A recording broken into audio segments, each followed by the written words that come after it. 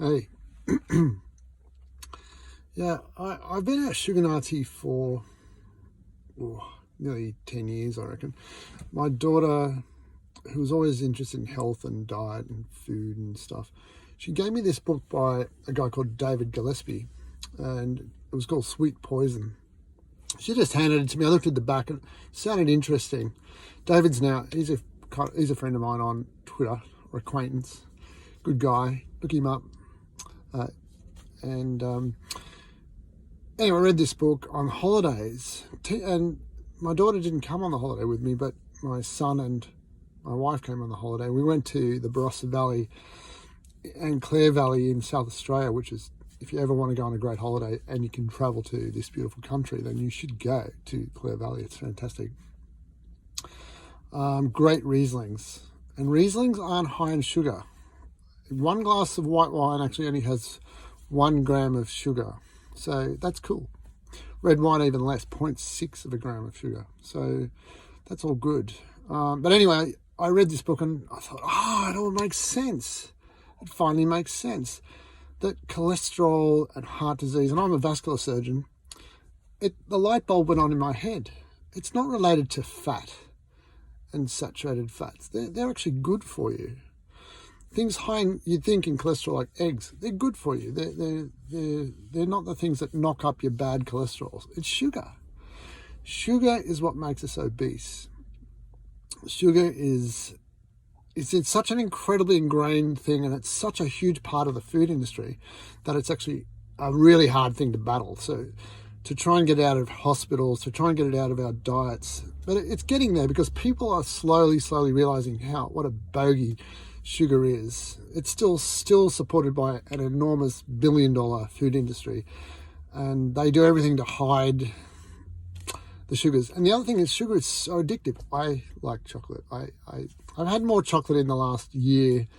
I've had a lot to deal with, so chocolate, yeah, but you got to be so careful because sugar is so addictive. And my theory, this is Dr. Harris's theory of sugar, is that the amount of sugar in your diet determines how obese you are. And the amount of sugar you have on a daily basis is directly correlated with how obese you are and how likely you are to get diabetes in just a few months to years after you go on a high sugar diet. So if you are eating 10, 20 grams of sugar a day, you're kind of skinny mini like me. And there are exceptions to this. There are people with odd diseases and metabolisms and things, but in the general rule of things, in the general rule of obesity and diabetes and all the other terrible consequences of bad cholesterols, bad lipids, the consequences of obesity, it's that correlation. So if you eat 40 to 50 grams of sugar a day, you're going to be mildly obese. You'll have a little bit of the guys will have a bit of a belly. They call it a beer gut, and women will have a bit hanging off here and there.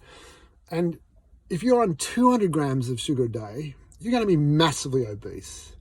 And so people with 200 grams of sugar, you will see in shopping centres, always have a ready availability of sugar, high fructose sugar in their hand or in their shopping bag.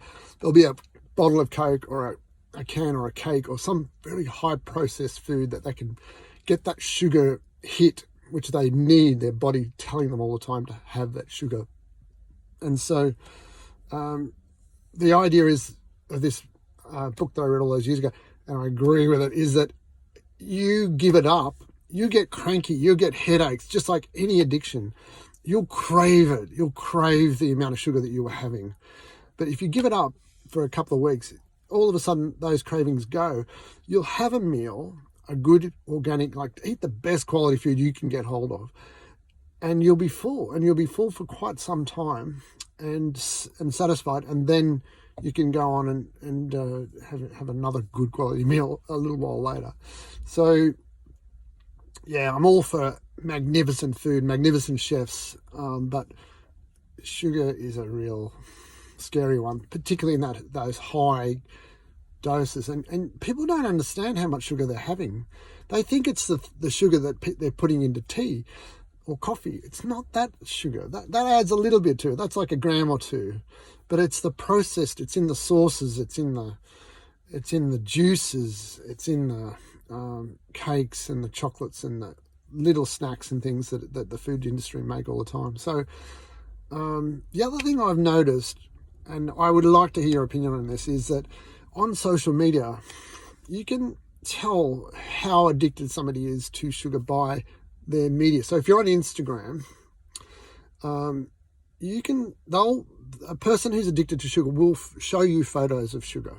They're so obsessed with sugar that they will show you, there'll be photos on there, a certain percentage. I haven't done the study. I'd love to do the study with somebody. If some intern or young doctor wants to do it with me, and survey 1,000 people and then work out their basal metabolic rates and their BMI, I reckon there'd be a great correlation, great positivity between social media imaging of sugar, obesity, and bad health. So, yeah, that's my little rant on sugar today. Have fun.